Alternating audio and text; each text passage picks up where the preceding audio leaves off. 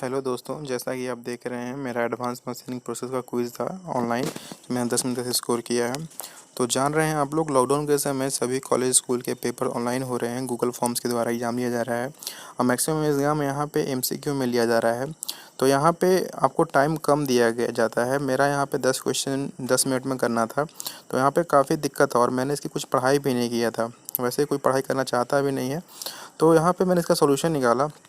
जैसे ये क्वेश्चन है, मैंने इस क्वेश्चन में पहले कॉपी किया है इसको। सिंपली कॉपी करके आपको रिसेंट बटन दबा के आपको होम में आना है और गूगल में आकर आपको इसको कॉपी करना है।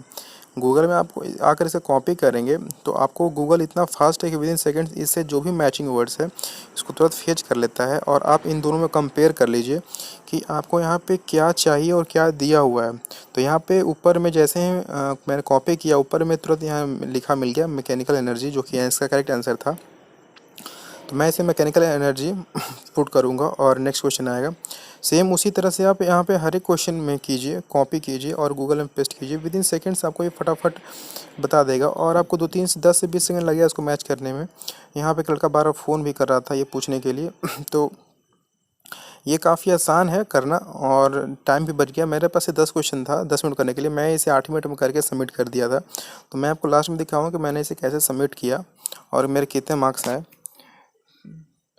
तो ये मेरे लिए काफ़ी मज़ेदार रहा और आपका इसमें बीच में टैब भी बंद नहीं होगा, क्योंकि रिसेंट में करीबन 10 से 30 सेकंड तक एक्टिव रहता है।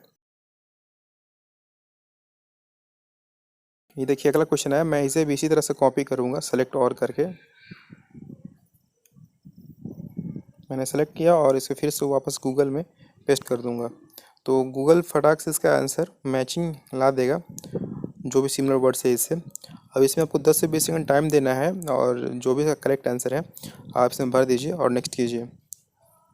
तो उसका मुझे आंसर पता था, मैं इसमें खुद से भर दिया हूँ और इसका देखिए आंसर मैं फिर कॉपी करके पेस्ट करूँगा यहाँ पे और इसका आंसर यहाँ पे मिल जाएगा। तो इस तरह से दोस्तों मैंने यहाँ पे सारे आंसर सही दिए और सबमिट कर दिया।